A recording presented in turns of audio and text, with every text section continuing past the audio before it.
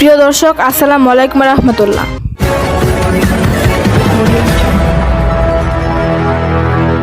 Dear viewers, Generation on TV, I welcome you.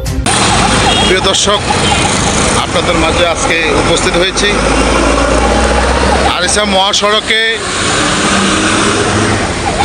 Nabinagar থেকে। আমি B Chowdhury বলছি যে আজকের এই কোরবানির ঈদে মানুষের যে নারীর টানের যে বাড়ি ফিরছেন সেই বিষয়ে আমরা আজকে আরিচা মহাসড়কের দৃশ্যটি আপনাদের মাঝে তুলে ধরার চেষ্টা করছি। দর্শক, আপনারা দেখতে পাচ্ছেন এই যে ট্রাক ভর্তি মানুষ নারীর টানে যে ঈদের ছুটিতে মানুষ যেভাবে ছুটছেন, আমরা সেই বিষয়টি আপনাদের মাঝে তুলে ধরার চেষ্টা করছি। দর্শক, আপনারা দেখতে পাচ্ছেন যে আজকের এই আরিচা মহাসড়কের যে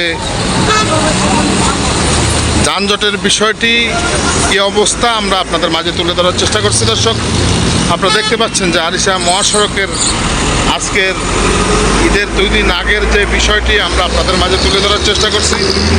দর্শক, আপনারা দেখতে পাচ্ছেন আরিচা মহাসড়কের যে আজকে ঈদের 2 দিন আগের যে দৃশ্যটি, মানুষ নারীর টানে যে বাড়ি ফিরছে সেই বিষয়টা আপনাদের মাঝে তুলে ধরার চেষ্টা করছি।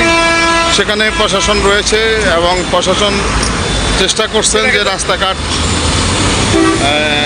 যেন ক্লিয়ার থাকে সে বিষয়ে তারা কাজ করছেন। আমরা আপনাদের মাঝে দেখানোর চেষ্টা করছি। দর্শক, এই যে দেখছেন আরিচা মহাসড়কের আজকের এই ঈদের 2 দিন আগের যে 3 দিন আগের যে নারীর টানে মানুষ বাড়ি ফিরছেন ঈদের ছুটিতে, সেই বিষয় আপনাদের মাঝে তুলে ধরছি। দর্শক, আপনারা দেখতে পাচ্ছেন। প্রিয় দর্শক, প্রজন্ম টিভি সবসময় নতুন নতুন তথ্য নিয়ে আপনাদের মাঝে উপস্থিত হয়। নতুন নতুন তথ্য পেতে প্রজন্ম টিভিতে চোখ রাখুন।